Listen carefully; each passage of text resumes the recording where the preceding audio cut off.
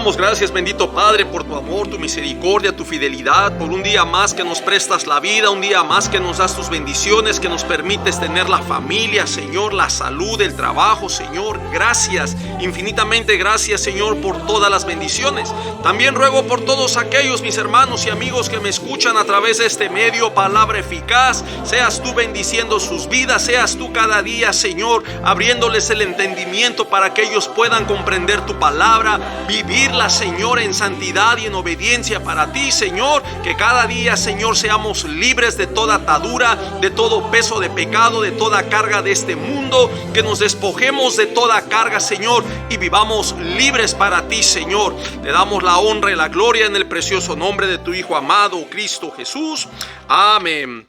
Dios me los bendiga, amados hermanos. Una vez más aquí el siervo Irving compartiendo la palabra del Señor. Damos gracias a Dios que nos tiene sanos, vivos y con este privilegio de poder compartir su palabra. Seguimos aprendiendo, creciendo. Dios es bueno, es lindo, es hermoso. Sus planes son sabios, sus planes son correctos, son certeros, y Él va a hacer su voluntad. Él va a hacer lo que Él dijo. Hoy en esta tarde, amados hermanos, les estaré compartiendo este hermoso tema: las señales como eventos venideros. Las señales como eventos venideros. Las señales como eventos venideros son indicios que nos permiten ver y deducir la existencia y la realización de las acciones de Dios, de las que no tenemos un conocimiento profundo de su voluntad. Esto es en cuanto a los tiempos de su venida por su amada iglesia.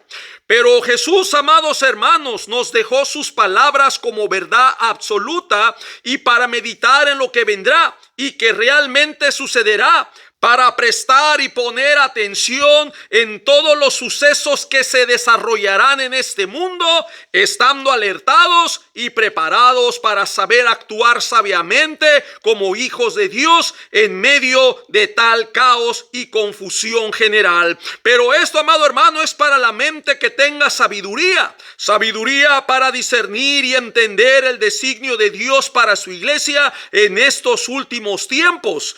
Tristemente, muchos no entenderán, muchos se van a angustiar y se afligirán por las cosas que sucederán y no comprenderán el plan de Dios. Muchos correrán de aquí para allá, confundidos por su mente al no haber inquirido en la palabra de Dios, ignorando la hora de prueba para este mundo, siendo víctimas del error y de la ignorancia. Jesús, amados hermanos, nos dio señales claras y precisas que ocurrirán antes de su retorno a la tierra para encontrarse con sus escogidos en las nubes del cielo, es decir, en el aire.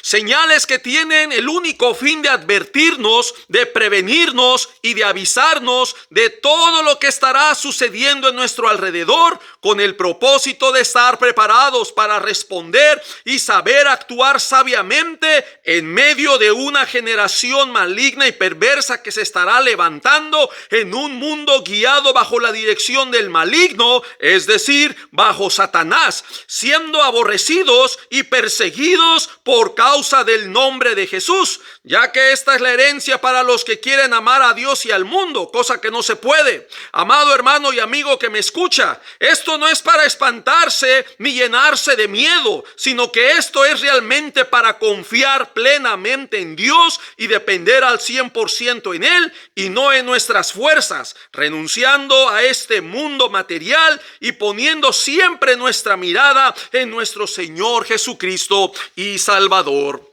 No es el deseo de mi corazón, amado hermano, traer y compartir temas difíciles de entender y que para muchos creyentes son temas tristes, de aflicción, de dolor y de angustia, pero con el fin de prepararnos de lo que vendrá y mantenernos fieles a Dios en santidad. Pero tristemente estamos acostumbrados a oír palabras bonitas, palabras de motivación, palabras de aliento, palabras de gozo, de esperanza, donde solo lo bueno recibimos y no lo malo. Eso fue lo que le dijo Job a su esposa. Nada más lo bueno de Dios recibiremos y lo malo no.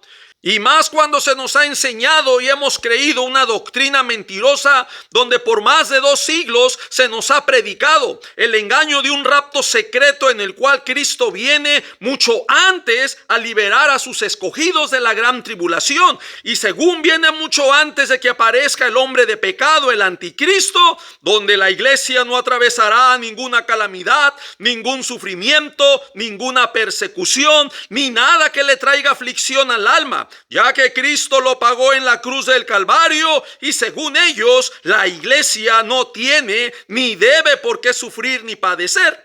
Pero amado hermano, cuando venimos a la Biblia y la interpretamos texto con texto y en su contexto descubrimos la verdad, que no hay tal cosa, donde la iglesia es intocable, donde la iglesia no tiene ningún padecimiento, donde la iglesia no tiene persecuciones. Y con esto, amado hermano, yo te quiero decir que el ser cristiano es sufrir y padecer por Cristo. Dice la palabra de Dios que si morimos con Él, también reinaremos con Él. No estoy diciendo, amado hermano, que yo quiero o que es mi deseo que la iglesia tenga sufrimientos, que la iglesia tenga padecimientos, pero la Biblia sí nos enseña y nos prepara a renunciar a este mundo, sufrir en este mundo y a morir para este mundo, todo por amor a nuestro Señor Jesucristo. Y te lo digo con todo mi corazón, amado hermano, yo he orado y he ayunado por estos temas y he pagado un precio que solo mi familia sabe, que me he encerrado horas y horas en ruegos y en lectura de la Escritura, en estudiar e investigar a la luz de otras versiones, incluyendo el Nuevo Testamento interlineal. Y no estoy aquí para presumirte ni para rendirte cuentas de todo el trabajo que me demanda compartir este mensaje, pero lo que sí te puedo decir, amado hermano, es que el Señor ha puesto su paz en mi corazón y me ha podido dar entendimiento de su palabra. En la Biblia, amado hermano, he encontrado 2 cosas esenciales que me han ayudado en mi vida. Yo sé que hay más de 2, pero con esto te quiero decir que estas 2 cosas han pegado fuertemente en mi entendimiento. Número 1, que debemos ser semejantes a Cristo Jesús en todo. Debemos ser como Cristo en vida, en amor, en celo, en paciencia, en obediencia, en sufrimiento, incluso en su muerte. Debemos parecernos más a Él. Y no sé si tú has meditado en la vida de Jesús, que Él no vino a hacer su voluntad, sino que vino a obedecer a su Padre en todo. Que Jesús no vino a este mundo para agradarse a sí mismo, sino que Jesús llevó una vida de renunciación. Él renunció a todo deleite, placer y beneficio propio. Número 2, pagar el precio de ser como Cristo, es decir, la vida en Cristo nos demanda sufrimientos por causa del reino de los cielos, el cual sufre violencia y solo los valientes lo arrebatan. La vida cristiana, amado hermano, está ligada con los sufrimientos. Jesús nos enseñó la negación en Mateo capítulo 16 versículo 24, Marcos 8 versículo 34, Lucas 9 versículo 23. Dice: si alguno quiere venir en pos de mí, niéguese a sí mismo, tome su cruz cada día y sígame, dejándolo todo. Donde tus deseos, que ya no deben ser más tus deseos, sino los deseos de Cristo Jesús en nosotros. Donde nuestros pensamientos deben ser los de Cristo y no los nuestros. Donde tus deseos se van a limitar por causa del débil para no ser piedra de tropiezo a tu hermano por quien Cristo murió. Donde no debemos satisfacer nuestros propios deseos de la carne. Donde no debes volver mal por mal, porque es mejor que padezcáis haciendo lo bueno, si esta es la voluntad de Dios, si Dios así lo quiere. Vea lo que dice Gálatas capítulo 5 versículo 16. Digo pues, andad en el Espíritu y no satisfagáis los deseos de la carne. Vea, andad en el Espíritu. Este andad en el Espíritu significa que hagamos la voluntad de Dios. Es el deseo y el anhelo del Espíritu y no más el nuestro. Como te puedes dar cuenta, amado hermano, amigo, seguir a Cristo no es fácil. Seguir a Cristo es morir al yo, es morir a nuestros deseos, es morir a nuestra voluntad. Y tristemente muchos cristianos no quieren morirse, quieren seguir vivos cautivos en sus deleites y placeres con este mundo, en los deseos de su carne. Pero, amado hermano, hay que aceptar esta realidad. Muy pocos viven como Jesús y muy pocos obedecemos a Jesús. Es más fácil acomodar las enseñanzas de Jesús a nuestro estilo de vida y a tomar lo que nos conviene que pagar el precio total de nosotros mismos para que Jesús sea quien reine y gobierne en nosotros y podamos dar fruto para su gloria. Mira lo que dice el Evangelio de Juan, capítulo 12, versículo 24. De cierto os digo que si el grano de trigo no cae en la tierra y muere, queda solo. Pero si muere, lleva mucho fruto. Vea que aquí está el principio de morir y de dar fruto para Dios. Pablo dijo en Gálatas capítulo 2 versículo 20: y ya no vivo yo, vea, no más el yo, mas Cristo vive en mí, y lo que ahora vivo en la carne, o sea, en este cuerpo, lo vivo en la fe del Hijo de Dios. Es decir, confiando solo en Él y en obediencia solo a Él. ¿Por qué? Porque ese es el deseo de Dios. Y a la carne, amado hermano, debemos sujetarla con el poder del Espíritu Santo que nos ha sido dado y que vive en nosotros. Nosotros, amados hermanos, como hijos de Dios, creyentes en Cristo, ya no debemos vivir para nosotros mismos, ni agradándonos a nosotros en las cosas de este mundo. El apóstol Juan dijo en su primera carta, en el capítulo 2, versículo 15: no améis al mundo ni las cosas que están en el mundo. Si alguno ama al mundo, el amor del Padre no está en él.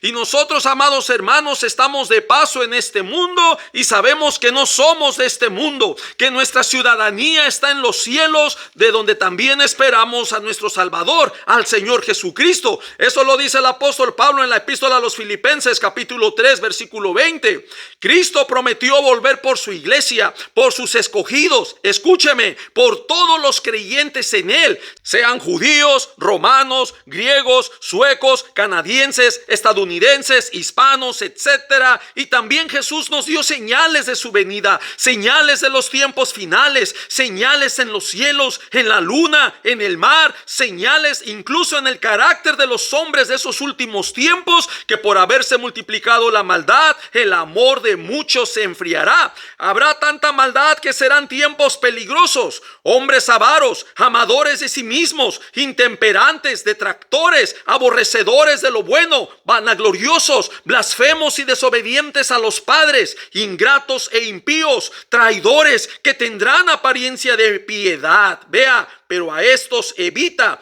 Que Dios nos libre, amados hermanos, de esta gente endemoniada, mala y perversa. Y perversa es la generación que se está levantando, donde ya no hay temor de Dios, no hay respeto por la familia, no hay respeto a los bebés, a los que no nacen, a los que están abortando, porque no son considerados humanos, sino objetos dentro del cuerpo de la mujer que está embarazada, como que fue a una clínica a sacarse un tumor maligno que le afectaba. Tan mal y corrompida está la sociedad. No hay quien haga lo bueno, no hay quien entienda. Ahora a lo bueno llaman malo y a lo malo llaman bueno. Jesús también nos dio señales, incluso de su iglesia, que vendría en apostasía, dejando el camino de la verdad para corromperse en los deseos de su carne, adulterando la verdad de su palabra, porque no tolerarán la sana doctrina, sino que teniendo comezón de oír, se rodearán de maestros que les digan las novelerías que quieren oír para que les halaguen el oído, desviándose de la buena enseñanza y de la sana doctrina de nuestro Señor Jesucristo. Jesús, amados hermanos, nos dio señales antes de su venida en las nubes del cielo para arrebatar a sus escogidos de este mundo. Y la última señal de su venida en las nubes del cielo será el sonido de esa última trompeta, de la final trompeta que sonará, ya que la Biblia dice en Mateo 24 versículo 29 que inmediatamente después de la tribulación de aquellos días, dice después, no dice antes, habrá señales en el cielo, el sol se va a oscurecer, la luna no dará su resplandor, no iluminará, las estrellas del cielo y las potencias de los cielos serán conmovidas. Vea que será gloriosa la venida de nuestro Señor Jesucristo en las nubes. Y en el versículo 30, amado hermano, dice que entonces aparecerá la señal del Hijo del Hombre, y entonces lamentarán todas las tribus de la tierra y verán, vea que va a ser visible, verán al Hijo del Hombre viniendo sobre las nubes del cielo con poder y gran gloria. Quiero compartir, amados hermanos, algunos puntos para reflexionar. Número 1, este evento que se está mencionando en Mateo 24 no es ni más ni menos que el arrebatamiento de la iglesia y no es la segunda venida donde el Señor Jesús pondrá sus pies en la tierra, viniendo con los santos ángeles para pelear contra la bestia y las naciones comandadas por la bestia, lo que dice Apocalipsis capítulo 19 versículos 11 y 21. En esta segunda venida Jesús no viene a arrebatar, no viene a sacar a sus escogidos, no viene a tomar a nadie, sino que viene a pelear. Este pasaje de Apocalipsis 19 es muy diferente a Mateo 24:31, ya que en Mateo 24 Jesús no pone sus pies en tierra, Él queda en las nubes del cielo y manda a sus ángeles a juntar a sus escogidos de los cuatro vientos desde un extremo del cielo hasta el otro. Vea que la palabra juntar viene del griego episunago, que se define como recoger sobre el mismo lugar y significa juntar, golpar, reunir, con la idea de tomar, levantar. Y aquí la palabra cuatro vientos viene del griego anemos, que se define plural por implicación los cuatro cuartos de la tierra.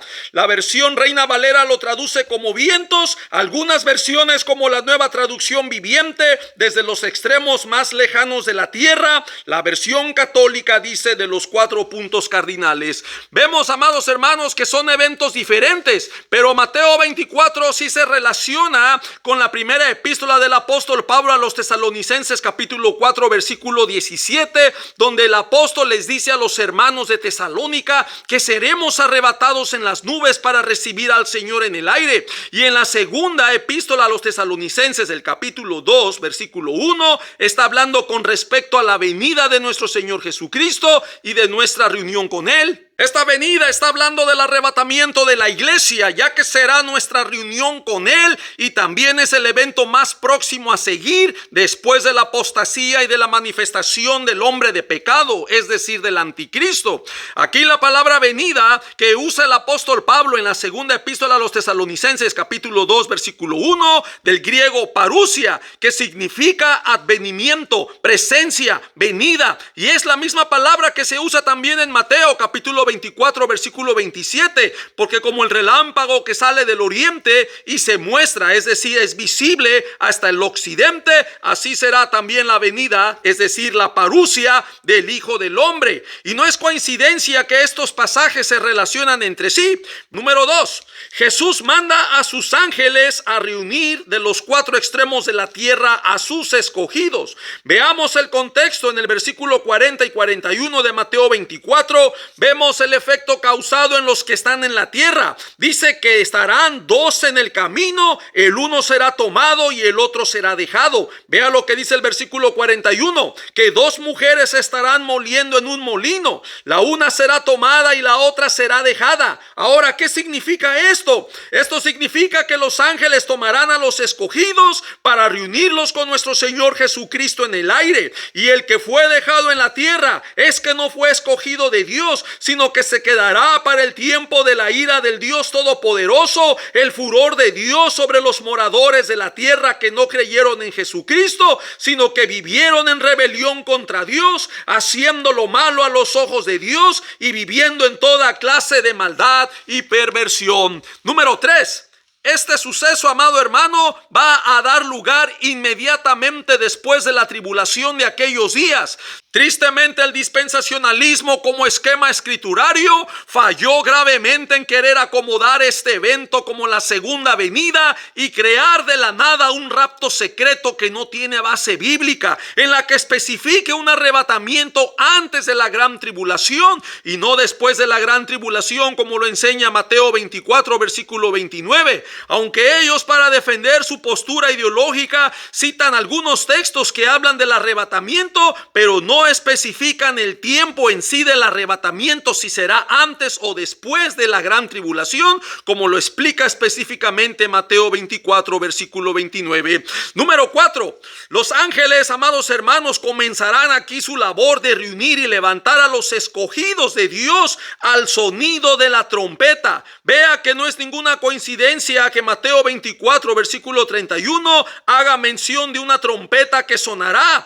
Reina Valera dice, con gran voz de trompeta. Y el apóstol Pablo dice en 1 Corintios capítulo 15 versículo 52, en un momento, en un abrir y cerrar de ojos, a la final trompeta, porque se tocará la trompeta y los muertos serán resucitados incorruptibles y nosotros seremos transformados. Ahora, hemos entendido que esta final trompeta es la misma que vuelve a mencionar el apóstol Pablo en su primera carta a los Tesalonicenses capítulo 4 versículo 16, porque el Señor mismo con voz de mando, con voz de arcángel y con trompeta de Dios, descenderá del cielo y los muertos en Cristo resucitarán primero. Vea el versículo 17. Luego nosotros, los que vivimos, los que hayamos quedado, seremos arrebatados juntamente con ellos en las nubes para recibir al Señor en el aire. Es claro, amado hermano, que esta misma trompeta que es mencionada en Mateo 24:31,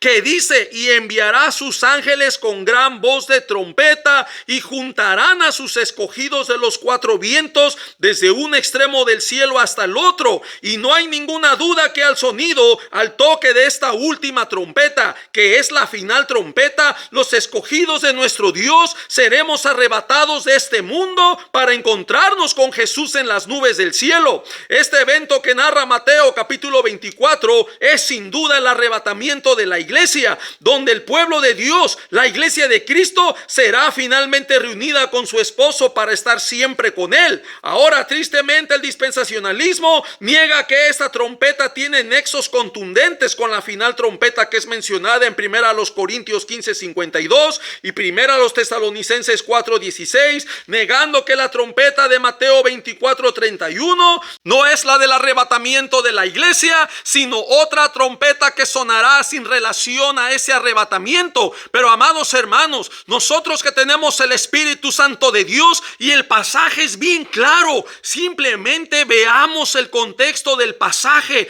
vea el desarrollo. Tanto 1 Corintios 15:52, 1 Tesalonicenses 4:16, Mateo 24:31 narran el mismo suceso. La trompeta suena y ¿qué sucede? ¿Qué es lo que pasa? Los escogidos son tomados de este mundo. Los tres pasajes coinciden con un mismo evento. Mateo 24, Jesús viene en las nubes. 1 Corintios 15:51-52, porque se tocará la trompeta y los muertos serán resucitados y los vivos serán transformados. 1 Tesalonicenses 4:16, los muertos creyentes en Cristo resucitarán primero y los vivos serán arrebatados juntamente con ellos en las nubes del cielo para recibir al Señor Jesús en el aire. El desarrollo de estos tres pasajes es el mismo evento, es el mismo suceso. Abre los ojos y mira el contexto y ve que no hay dos ni tres arrebatamientos diferentes. Tristemente, el dispensacionalismo ha torcido este pasaje de Mateo 24, lo cual es contradictorio para acomodarlo a su esquema de interpretación. Si ellos dicen que esos de Mateo 24 son los judíos que rechazaron a Jesús y según ellos, estos judíos fueron dejados del rapto secreto y por eso es que ellos se quedaron, ellos pasaron en la gran tribulación. Pero aquí está un error muy grave, ya que después de la gran tribulación vuelve a venir Jesús en el aire para arrebatarlos otra vez, dándoles como una segunda oportunidad para llevárselo en las nubes del cielo con él. Pero esto no tiene ningún sentido, puesto que nos enseña a nosotros y a todos los que están rechazando a Cristo como que hay una segunda oportunidad, que después de esa gran tribulación serán arrebatados para Cristo, enseñando dos arrebatamientos, el uno secreto antes de la gran tribulación, el cual se han inventado, y el otro inmediatamente después de la gran tribulación, el que menciona Mateo 24 versículo 29. El primero no tiene base bíblica, nunca la ha tenido. El segundo sabemos que es Mateo 24 29, siempre ha estado ahí y siempre ha enseñado lo mismo. Tristemente, amados hermanos, el hombre natural no puede entender ni percibir las cosas que son del Espíritu. Mateo 24 será siempre un misterio para el hombre natural, pero para nosotros los hijos de Dios creyentes en Cristo, que tenemos las primicias del Espíritu, es un pasaje claro y definido. Mateo 24 nos enseña el principio de dolores con todas las señales conjugadas una tras otra. Ahora, si el rapto secreto fuera verdadero, la iglesia ya se hubiera ido, la iglesia ya hubiera desaparecido. ¿Desde cuándo? Sin experimentar el comienzo de los dolores de la tribulación. Mateo 24, déjame decirte que le habla a judíos creyentes en Cristo, no a los judíos que rechazaron a Jesús, no al Israel incrédulo. Recuerda, amado hermano, que la iglesia comenzó con el judaísmo y no con el mundo gentil. Jesús mandó primeramente a sus discípulos a predicar a las ovejas perdidas de la casa de Israel. Eso lo dice el Evangelio de Mateo capítulo 10 versículo 6. Y todo creyente en Cristo forma parte de la iglesia del Señor, tanto judíos creyentes como gentiles creyentes. En el versículo 9 de Mateo 24 dice que serán aborrecidos de todas las gentes por causa de mi nombre. Solo la iglesia de Cristo abrazamos el nombre de Jesús. Por ser seguidores de Jesús, las gentes nos van a aborrecer. Y aquí no está hablando de judíos que rechazaron a Jesús, judíos incrédulos. Estos no abrazan ni creen en el nombre de Jesús. Entonces, ¿cómo es que los van a perseguir y cómo es que los van a aborrecer si ellos no siguen a Jesucristo? Y en el versículo 10, que es la misma idea del versículo 9, dice que muchos se entregarán y se aborrecerán, pero es por lo mismo, porque han creído y han aceptado a Jesús como su Señor. Déjame decirte, amado hermano, amigo, que el aborrecimiento y la persecución es por causa de Jesús, es por causa de ser cristianos y no incrédulos. Al Israel incrédulo, si no han aceptado a Jesucristo, ¿por qué los van a aborrecer y por qué los van a perseguir? No está diciendo eso, está diciendo que es por causa del nombre de Jesús, y solo la iglesia que ha aceptado a Jesús como Señor y Salvador es la que va a ser aborrecida y es la que va a ser perseguida. Ahora, en el versículo 14 de Mateo 24, solo creyentes en Cristo predicarán el evangelio. El Israel incrédulo no va a predicar el evangelio de Jesús, puesto que ellos siguen a Moisés y el velo sigue puesto en sus ojos, y hasta que se conviertan al Señor Jesús, el velo se caerá, el velo se quitará. Eso lo dice la segunda epístola del apóstol Pablo a los Corintios capítulo 3 versículo 16. En el versículo 21 de Mateo 24, esta es la gran tribulación que vendrá para probar a todos los moradores de la tierra, y dice claramente: cual no ha habido desde el principio del mundo hasta ahora, ni la habrá. Ahora déjame decirte algo: si esta gran tribulación se la atribuimos a Tito en el año 70, cuando sitiaron a Jerusalén y destruyeron el templo, entonces ya no hay más gran tribulación, puesto que la gran tribulación ya pasó, y el texto dice que ni la habrá. Quiere decir que la más grande de todas las tribulaciones, si fue esta, pues ya pasó. Y si es que viene otra más grande, o no es que va a venir otra más grande que esta, entonces aquí Jesús se equivocó, aquí Jesús nos mintió, pues él dijo que no habría otra desde el principio del mundo hasta en ese entonces, ni la habrá, refiriéndose a la única y a la más grande de todas las tribulaciones de toda la historia en la humanidad. Por eso exhorto a los que predicamos la palabra de Dios a tener mucho cuidado con la enseñanza del Señor, ni nos vendamos a la denominación, al concilio, a la convención, acomodándonos a un sistema humano de interpretación. Tristemente hay mucha corrupción dentro de estas convenciones y alianzas, y si no estás de acuerdo con ellos, simplemente te quitan tu licencia, te marginan como un ignorante y rebelde, y para el colmo te dicen que tienes espíritu de confusión. Pero esta es la realidad. Por eso cuando leo la Biblia y veo la vida de Juan Bautista, vemos que él se apartaba al desierto. Él nunca fue detrás de los fariseos o del sumo sacerdote para que le dieran una licencia de distrito y tener la aprobación de los hombres. Qué triste sería si eso hubiera sido así, que Juan Bautista hubiera estado detrás de hombres para tener el permiso de predicar. Como siervos de Dios, amados hermanos, vamos a ser rechazados y perseguidos por hablar y decir la verdad de Dios. duela a quien le duela, pero sí como siervos hay que prepararnos contra estas persecuciones y contra las acechanzas del diablo. Y a manera de conclusión, amado hermano, te invito a meditar más en la palabra de Dios. Ruégale al Espíritu Santo que te abra los ojos, que te haga entender todo lo que estamos viviendo en estos últimos tiempos, que todo lo que está escrito en la Biblia se está cumpliendo al pie de la letra. Vea rápidamente un vistazo, amados hermanos. Estamos viviendo tiempo de guerras y rumores de guerras, ya que China también está haciendo demostración de poderío militar al lanzar misiles balísticos de larga distancia en el mar, y también Rusia y muchos otros países están incrementando su arsenal nuclear en caso de que se suelte una tercera guerra mundial. Ahora todos los países están hablando de armas nucleares y se están preparando en eso. Ahora, en cuanto a las pestes, sabemos que el COVID sigue vigente y otra nueva enfermedad ya surgió, la cual han llamado la viruela del mono, y las que faltan por venir, las que están por surgir.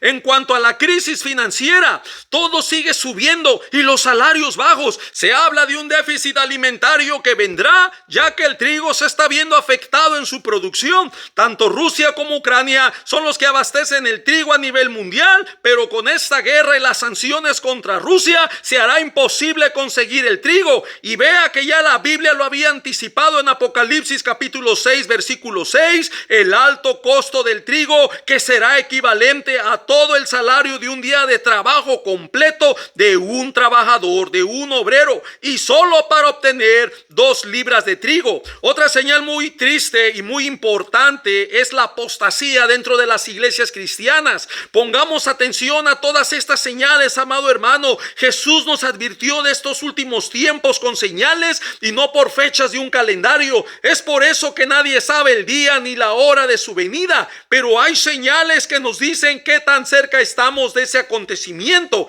Los judíos también se rigen por señales, tanto de la luna por su apariencia, como el principio del comienzo de un mes, hasta que la cebada haga Abib. Así nosotros, amados hermanos, estemos atentos a las señales y no descuidemos nuestra relación con Dios en toda oración y ruego, y viviendo siempre en obediencia y en santidad, agradando a nuestro Señor. Por último, amados hermanos, las señales como eventos venideros. Número 1, son la advertencia de Dios para su pueblo escogido, la iglesia, de estar avisados y preparados de lo que vendrá. Sabemos que no tendremos más participación en este nuevo orden mundial y será el tiempo de irse al campo lejos de la ciudad. Número 2, es la manifestación veraz de un suceso sin precedentes en la que los hombres juegan un papel muy importante, siendo desenmascarados a la verdad de Dios y siendo evidenciados por los pecados hasta la manifestación gloriosa de nuestro Señor Jesucristo. Número 3, son el cumplimiento de la voluntad de Dios para toda la humanidad, en donde el hombre no tiene poder alguno para cambiar o alterar el plan de Dios, ya que el designio de Dios es firme y sus juicios son justos. Número 4, son el distintivo de los creyentes conocedores de la Biblia,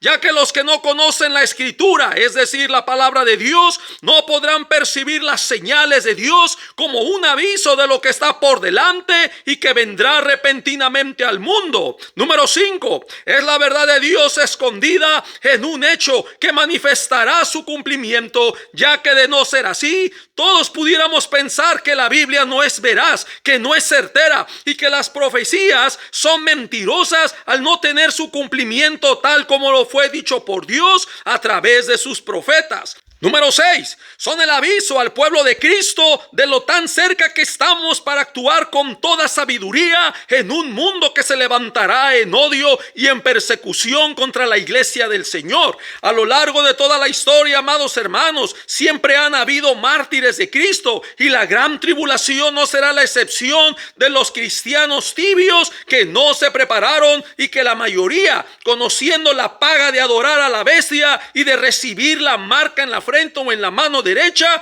optarán por la decapitación como muerte física con tal de salvar sus almas de irse al infierno. Ser creyente en Cristo, amado hermano, es tener al Espíritu Santo que nos dará toda la sabiduría y todas las fuerzas para enfrentar ese tiempo de prueba. ese tiempo de purificación, siendo a la verdad advertidos con las señales que habló nuestro Señor Jesucristo. Pero por último te quiero enfatizar en estas señales que Jesús habló y no de otras señales que ya se están manifestando en los cielos y en el espacio, como la aparición de luces y de objetos voladores luminosos. Recordándoles, amados hermanos, que Satanás también tiene poder de hacer señales, pero con el fin de confundir a los escogidos de Dios, y que de ser posible engañarlos para distraerlos de la verdadera palabra de Dios y del conocimiento que ella tiene, y que al final, al verse frustrados y decepcionados de no ser participantes de un rapto secreto, algunos recibirán la marca de la bestia por temor a morir decapitados, ellos y todos los suyos,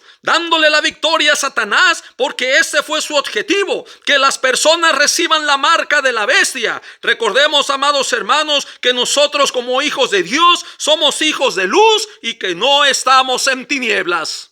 Padre, te damos gracias, mi Dios, una vez más por tu palabra. Ruego que bendigas a todos aquellos que me han oído. Y si tú, amado amigo que me está oyendo, no ha entregado su vida a Jesucristo, hoy es el tiempo aceptable para que tú abras tu corazón y confieses a Jesucristo como tu Señor y Salvador. Él es nuestra esperanza de vida eterna. Él es nuestra protección. Él es nuestro cuidado. Él es nuestro abogado. Él es nuestro intercesor. Él es nuestro mediador. Él es nuestro todo. En Él tenemos la salvación. Jesús no nos dijo que no tendríamos aflicción en este mundo, pero Jesús prometió estar con nosotros. No importa si tenemos que atravesar este valle de sombras, esta gran tribulación, lo importante es que Jesús estará con nosotros. Así Moisés estuvo en el desierto, pero él no fue solo. Él le dijo al Señor: si tú no vas conmigo, yo no voy. Él sabía que en el desierto iba a morir, porque solo sin el Señor no iba a haber agua, no iba a haber comida, no iba a haber sombra, no iba a haber calor en la noche, no iba a haber la protección de Dios. Así, amado hermano, aunque nosotros estemos en ese tiempo difícil, mientras Dios esté con nosotros, podremos resistir hasta el tiempo de su venida. Yo te invito a que seas fiel. Yo te invito a que sigas viviendo en santidad. Yo te invito a que sigas viviendo en obediencia. Te invito a que sigas sujetándote a Dios, pese a lo que tengamos que vivir en este mundo. Dios es sabio, amados hermanos, y aún en el tiempo de esta gran tribulación, los verdaderos escogidos seremos protegidos y seremos los que continuaremos predicando la palabra del Señor, porque hasta el último momento la predicación debe continuar hasta el toque de la final trompeta, cuando seamos llamados a casa por nuestro Dios. Que el Señor te bendiga, bendiga tu casa, tu vida, familia, trabajo, sustento, salud. Sea Dios cuidándote y guiándote a su verdad. Sea Dios levantando tu rostro cada día y dándote las fuerzas que necesitas para vivir en el testimonio que Jesús nos demanda en este mundo malvado y pecador. Que el Señor te bendiga en todo lo que emprendas y hagas, y aquí estaremos en comunicación a través de este medio, Palabra Eficaz. Hasta la próxima. Amén.